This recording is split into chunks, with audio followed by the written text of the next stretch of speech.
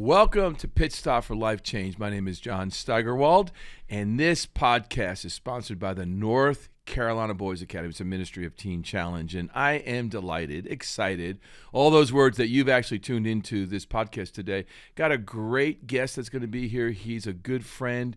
Can't wait to introduce him. He's on our campus here, been sharing with our students. He's a veteran of Teen Challenge and adolescent programs, and his name is Maynard Sweigard. And he's here to share with us today a little bit of his testimony and his work in the Vero Beach Teen Challenge. So, Maynard, I want to welcome you here to the Pit Stop for Life Change. Well, thank you, John. Glad to be here. Yeah, it's glad to have you here. So tell us, Maynard, give us a little bit about your story, because it's an amazing story. I mean, you're a hardcore, old-school Teen Challenge guy, and your testimony really speaks about the transformational power of the gospel. And so give us an overview before we move into your work with adolescent programs in Vero Beach. Well, I ended up in Teen Challenge in a very dramatic manner. The day that I entered, I had intended to commit suicide. I had been on the street since I was 15, actually longer than that, but day for day from 15 on. And I was approaching, well, I was 20, and my addiction led me into heroin use every day. How old were you when you started heroin? 16. Oh, my gosh. I got picked up hitchhiking by a Vietnam vet. We lived near an army base, and he asked me if I'd ever done opium. It wasn't heroin the first time, and I lied to him and said, of course. And I thought we were going to smoke it, and he pulled out a little ball of opium and melted it down with some water and drew it up in a syringe, and I about had a heart attack when I saw that, but I injected it and fell in love, and from then on it was opium and then heroin and Dilaudid, Demerol, whatever narcotic I could get. If I could couple it with cocaine, I would do that. Numerous overdoses, one that took me in the hospital dead on arrival. I was DOA, and they shot adrenaline in my heart, but I became a hardcore addict overnight, and it was. You're a walking miracle. Well, yes. Yeah, you're a walking miracle for sure. So talk to us about how you came to Teen Challenge, but more importantly, how you came to know Jesus. Well, most every day there was a park in Harrisburg called Riverfront Park where I lived. And there was a dugout dungeon where they used to store lawnmowers and equipment, and it was empty, and we could sit in there and look up and down the river and see if police were coming, and it was pretty much a safe place for us to use drugs. And in particular, this spot, there was a gentleman that came and witnessed us almost every time we were there, and we would laugh and make fun at him and just torment the fella. And he came in one day, and my heart felt like it was going to rip out of me. I was with two other fellas. They left. I stayed. And I listened. I didn't do anything. But weeks later, I traded my only jacket. My grandmother had bought me a leather flight jacket. It was the prize of my belonging life. And I traded it for 2 bags of heroin and lost it. I got sick and shook it into the sink at the gas station, and then went over to a bar to try to drink the sickness away and couldn't. And I turned to a friend that I'd known for years, and I said, Vern, I'm going to commit suicide tonight. And oddly, he looked at me and said, Maynard, I don't blame you. If I were you, that's what I would do. And so I walked over to the middle of the bridge and was climbing the rails to jump into the rocks and commit suicide. And I heard a voice, not out loud, but it was so loud internally that it was a clear voice. Clear voice. Okay. Go to that house and knock on the door. That was it. And that house, I could see the house Stanley came out of. I didn't know what it was, but I went to that house, knocked on the door, and Stanley Knoll answered, and I said, Sir, I said, I'm in trouble. I want to take my life. And he said, come on in. And I knew him from his time sharing with me, and he knew me. And the fellas, it turned out to be the Harrisburg Teen Challenge. And so you walked over to a teen challenge? Yes. From you were like where, on a bridge, you said? On a bridge. On a bridge, ready to take your life. Yes. And this clear voice says, go over to that house. That house. And you didn't know that house was Teen Challenge? I didn't know the address. I knew the house, but I didn't know what it was. I had no idea what it was. No comprehension at all that it was a program for men. So the Good Shepherd went after the one that night, huh? That night, and yes. pulled you into Teen Challenge. Yes. Stanley said nobody's here. They're at a convention, a gospel harvest festival, and he said, "But I'm going to put you in the basement until the director gets back, and you can talk to him." And when the fellows got back the next day, they had a church service right away. They walked in the door and boom, went straight into chapel. I didn't know it was chapel, but I got invited to that, and there were 17, 18 men with their hands lifted up, singing and worshiping and speaking in other languages. Mm-hmm. And I thought I was in the insane asylum, and I tried to leave. I tried to walk out, and my feet, I remember like it was yesterday, my feet felt glued to the floor, and I couldn't get out. And so after the service, they took me up to the director's office, and as soon as he opened his mouth, I was just overwhelmed with godly sorrow. I wept and wept and wept. I said, I'm in trouble. I'm a bad person. But the more he said I was a sinner, the more I agreed with him, and I knew I was a sinner. And then, so that day I got saved, and a few weeks after that, at a prayer service, I tried to get up, and they kept pushing me down, and I said, I'm done praying. They said, nope, get down there. There's more. And I thought Jesus walked up, and I thought I had his ankles. I didn't see him, but I was sure he walked up. And till 2, 3 o'clock in the morning, I spoke in other languages and quoted chapters out of the Bible. And for probably a week after that, every time they wouldn't take me anywhere, because every time I opened my mouth, I was worshiping God in another language. So the Lord touched you. Oh, touched significantly. So how old were you then? How old were you? 20. 20 years. So you came to Christ when you were 20 years old. A life of drugs, some time of 15, 16, so 4 hard years. Actually, I was 13 when I started. Okay. So now you've come to Christ. Went through Teen Challenge. You got married, and where did you start? When did you start working with Teen Challenge? Well, I think I called myself to ministry, because every time I prayed, I begged God to put me in ministry. I kind of told God I wasn't going to have it any other way. And so they said to me, you should go to Bible college. And I tried to go to Northeastern. At that time, it was Valley Forge. And I couldn't get in there. They didn't want new TC graduates. So David Wilkerson had a school in Sunbury, PA, a 3-year Bible college. So I enrolled there and went to school and So you went to the David Wilkerson Bible School? Yes. In Pennsylvania. Yes. Now, are you from Pennsylvania? Yes, I am. Okay, so this is all happening in Pennsylvania. Yes. Wilkerson is from Pennsylvania. Yes. My wife's uncle pastored the church when he left. You got to be kidding me. No. Amazing. So you went to the Bible school. Did Wilkerson speak there? Not while I was there. Okay. All right, but you had what, a full course of Bible classes? Yes. And so yes. You finished that, and then where do you go?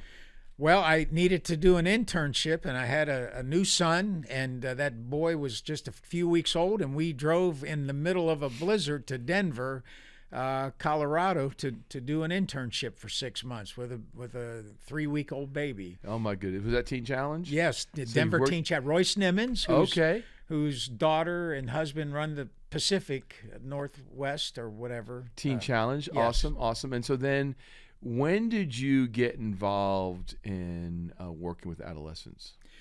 Well, Barbara and I, my wife and I, we helped start the Burlington Teen Challenge, which is now in Greensboro. But after we left there, we worked for a year at Elon Home for Children as house parents. And I kind of got a heart for young people then. I was young myself. My wife and I were both young. But we were house parents for a year with these troubled boys and girls at that time, junior high and high school age. And so I just, I realized I wasn't the only mess that was under the age of 20. There were a lot of them. Yes. Yeah. So fast forward, you were the executive director of Vero Beach Teen Challenge. Yes. For over 20 years. 17. 17 years. Okay, Yes. 17 years. And then you transitioned over you worked in Texas program. How many years were you there? 6. 6 years. Okay, so a total of 23 years. Yes. Incredible. Talk to us a little bit about your heart and your passion for young men and what drives you, because here you are on our campus now, and I'm watching you, and like you get so excited because you're passionate about young men. I watched you work with some of our students here, and your relational interaction with them is really quite so impressive. Talk to us about why young men. Well, I mean, every young man is going to be a husband, a community, something or other. They're going to grow up, and whatever lane they're in, they're going to get deeper in that lane. And I see in almost all these young men what I was. They're angry, they're lonely, they don't have a father relationship that works. They may have a father, often they don't, but if they have a father, it usually is not working very well. And I realize that they need somebody that they can connect to that loves them right where they're at, and can point them to a Savior that can help get them out of themselves. And for me, I want them to realize that the life doesn't begin and end with them. There's more to their life than just them. So when I get to know them, I actually train them, teach them to care about. I want them to care about me. Ask me, how am I doing? How you doing, Pastor Maynard? Are you healthy today? Did you sleep well last night? I coach them. Ask me questions and ask other people questions, and be inquisitive about how the world is around you, and realize that you're not alone.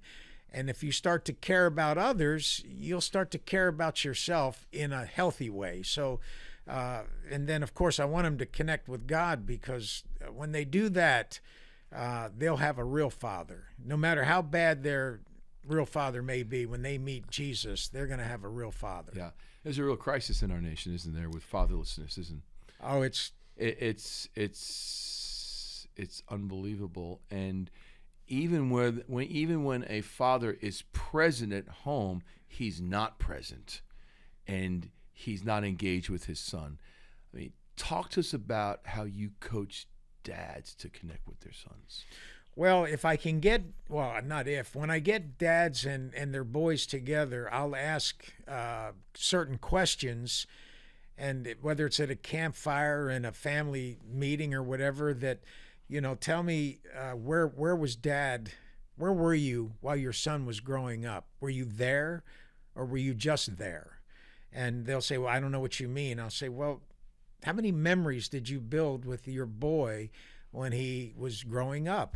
Can you look back and see fond memories of playing baseball, football, camping, fishing, hunting, riding a horse? What memories do you have? Or are all your memories sort of cold and uncaring and unkind? And then I'll ask the son in his presence, what do you remember about being with your dad when you were with him alone? What was it like to be with your dad? Did you enjoy it? Were you frightened? Were you intimidated? And oftentimes I get blanks. There's just nothing. It's like Dad may have been in the house, but he wasn't part of that boy's life at all, if any. So what do you do? So you have two blank faces looking at you. So as the director of a Teen Challenge adolescent program, how do you begin to train and equip? Well, I mean, very practical for me. I'll tell dads that, and I'll do this usually separate before I do it in the same room with a boy, but I'll tell So you'll take Dad? Yes. So his son won't be there? Yes. So you just have a conversation with the dad? Yes. Do some ever get defensive with you? Never. Good. Then your approach is is disarming. Yeah. Well, I'll ask questions like, do you want to have a good relationship with your son? And they always say yes, usually at least. Can't remember anyone saying no. And I'll say, are you willing to make some changes in the way you approach being a father? And they almost always say yes. And I'll say to you, look, this is going to take more than money. It's going to take more than, trips to Europe or whatever. It's going to take time. It's going to take attention. And it's going to take unconditional love from your part to your son. Even if your son leaves Teen Challenge and messes up, you got to be committed to that boy and love him through his mess. And can you do that? Not just, again, with words, but he's got to know you're in the long haul. So you're looking for relational connection. Yes. You have to foster relational connection. Is that the essence right there? I mean, when people are relationally connected, and especially young men, when they know that they are deeply loved by a father or a surrogate father, it's like miracle grow in their lives, isn't it? I mean, they begin to flourish. Well, when you love someone, you'll change your behavior because of that love you have for that someone. I mean, when a kid, I'll tell a kid, I don't appreciate that language. And it may sound crazy, but when I hear a kid whisper, here comes the pastor, stop cussing, that impresses me. I like that. Mm-hmm. I want them to quit altogether, but when they start to change their behavior and the way they respond in life because they love somebody, they're getting it, because that's the way we all want or should want to please somebody. It's built in us, I think. And so they've got friends that they did all the wrong things for, their peer friends, their friends that pulled them downhill. So if they learn to have someone they love that's going to drag them uphill, it'll change their life. Their behavior will change. Okay, so we got a few minutes left here. So my last question for you, and it's a 3-part answer. So what are the top 3 principles to work with adolescent young men in a program? If you could identify them, what are the top 3 principles to work effectively with young men? Well, discipline without relationship is never going to work. So number 1, discipline without relationship. Yeah, you've got to have relationship before you got to have some discipline, but you can't expect a kid's behavior to change if he doesn't have a relationship with at least someone on that property at the program. And let's see what else. I for me, I want that young man to learn to do simple things. Look your direction when he's talking to you. Eye contact? Eye contact. That's real critical, isn't it? Very. Raise their volume up. I learned almost instantly, you're not talking loud enough because you don't respect me enough. I'm not important enough for you to talk loud enough for me to hear. So raise your voice level and respect me so that I can hear you. And then this just came out of me, but I think being a man is, quite honestly, showing up. You show up. You show up to class on time. You show up to work on time. You make your bed on time. You do your chores on time. And you're there. That's what men do. They show up. They're there. They show up for their wives, their kids, their job, their boss. They show up. And I'll tell that kid, show up. Be committed and work hard. Relationship over discipline. Discipline, you need discipline. Yeah, got to have But you got to have relationship. Yes. You must have relationship. Yes. Number 2 is what? The volume of your voice. Yes. Confidence. We do that here at the Academy. Sometimes these young men, they whisper and you can't hear them. It's deliberate. So it's okay, guys, let's lift your voice a little bit. I have no problem. I have a voice. And they say, oh, you're loud sometimes, and so, but it's also a level of confidence. Yeah. And so teaching them to raise their voice, not screaming, not yelling, but volume.